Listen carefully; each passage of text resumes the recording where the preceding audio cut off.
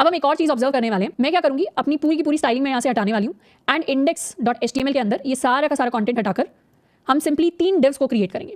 ये है मेरा div 1, सिमिलर वे में हम क्रिएट करने वाले हैं अपना div 2 एंड उसके बाद एक div 3। अब मैं इन divs के लिए कुछ स्टाइलिंग सेट करने वाली हूँ, क्योंकि div ब्लॉक एलिमेंट है तो सारे के सारे स्टाइल अप्लाई करने चाहिए। अभी के लिए क्या है, स्क्रीन पर कुछ नहीं दिखाई दे रहा, पर div को अगर मैं हाइट दे दूंगी, लेट्स सपोज मैंने इसको हाइट दी है 200 पिक्सल्स, इसको हम विड्थ दे सकते हैं, ये भी 200 पिक्सल्स। तो ये मेरा div जो है अभी भी दिखाई नहीं देगा। देखने के लिए मुझे क्या देना पड़ेगा, इसको एक बैकग्राउंड कलर दे देते हैं, लेट्स सपोज ग्रीन येलो, इसको मैंने कलर दे दिया, इसको करेंगे रिफ्रेश, तो ये मेरे 3 divs मुझे दिखाई दे रहे हैं। अब इन्हें एक बॉर्डर भी दे देते हैं, 2 pixel solid black border, save refresh. तो ये मेरे 3 divs आ गए एक साथ। अब इन तीनों divs को मैं एक मार्जिन देने वाली हूँ, मार्जिन मैंने दी है 5 पिक्सल्स की, सेव रिफ्रेश। तो तीनों के बीच में थोड़ा सा मेरे पास डिस्टेंस आ गया। अब मैं चाहती हूँ कि ये जो तीनों divs है ना, ये सेम लाइन के ऊपर आ जाए, मतलब पहला div यहाँ आ जाए, दूसरा div यहाँ आ जाए, तीसरा div यहाँ आ जाए। तो उसके लिए मैं कोशिश करूंगी कि तीनों divs, अब मुझे पता है कि सेम लाइन पर सारे एलिमेंट्स, कैसे एलिमेंट सेम लाइन पर आ जाते हैं, मेरे इनलाइन एलिमेंट सेम लाइन पर आ जाते हैं। तो मैं इसे डिस्प्ले देने की कोशिश करूंगी इनलाइन।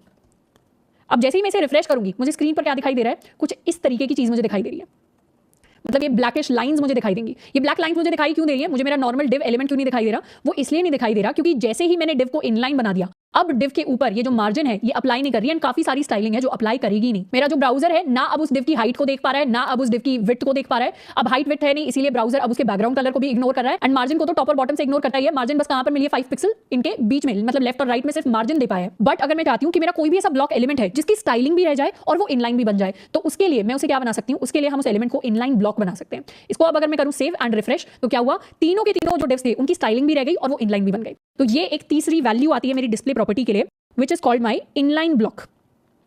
तो जब भी मैं डिस्प्ले प्रॉपर्टी की वैल्यू को इनलाइन ब्लॉक बनाती हूँ, तो उससे क्या होता है, मेरे जो भी एलिमेंट्स होते हैं उन पर जो भी स्टाइल अप्लाई हो रहा है वो according to block elements apply होगा, बट वो जो बिहेव करेंगे वो बिहेव करेंगे इनलाइन एलिमेंट्स की तरह, यानी सिंगल लाइन के अंदर सारे के सारे एलिमेंट्स आ जाएंगे। तो इसीलिए इनलाइन ब्लॉक भी एक इंपॉर्टेंट वैल्यू है जब भी हम डिस्प्ले प्रॉपर्टी की बात करते हैं। जब भी मैं चाहती हूँ मेरे कोई ब्लॉक एलिमेंट्स मुझे दिए हुए हैं बट उन्हें मुझे सिंगल लाइन के अंदर लेकर आना है, बट मैं ये भी नहीं चाहती हूँ कि सीएसएस प्रॉपर्टीज लूज हो जाए, तो उसको हम सिंपली इनलाइन ब्लॉक की तरह सेट कर देंगे। डिस्प्ले के अंदर एक और यूनिक प्रॉपर्टी होती है, वो होती है कि डिस्प्ले को हम नन भी सेट कर सकते हैं। जैसे अगर ये मेरा थर्ड div है, इसको मैं एक यूनिक आईडी देने वाली हूँ थर्ड, सेव, यहां पर मैंने किया थर्ड। अब अगर मैं थर्ड का जो डिस्प्ले है वो सेट कर दूं टू नन, इसको मैं सेव कर दूंगी एंड करूंगी रिफ्रेश, तो मेरा तीसरा एलिमेंट गायब हो जाएगा। तो जब भी मुझे किसी भी एलिमेंट को स्क्रीन पर से गायब करना होता है उसको हम डिस्प्ले नन कर देते हैं। अब अगर मैं इंस्पेक्ट करूं अपनी स्क्रीन पर, तो यहाँ पर फर्स्ट एलिमेंट है, सेकंड एलिमेंट है, थर्ड एलिमेंट है नहीं। वो थर्ड एलिमेंट गायब कैसे हो गया, क्योंकि मैंने उसके डिस्प्ले को कर दिया नन। डिस्प्ले नन को अगर हटा दूं तो वो दिखने लग जाएगा, अगर इसको कर दें तो वो मेरी स्क्रीन से गायब हो जाएगा। तो कई बार वेब पेजेस के ऊपर बहुत सारे ऐसे एलिमेंट्स होते हैं जो हम चाहते हैं कि थोड़े टाइम तक हिडन रहे, तो किसी भी एलिमेंट को हाइड करने के लिए स्क्रीन से हम उसके डिस्प्ले को सेट कर सकते हैं टू नन।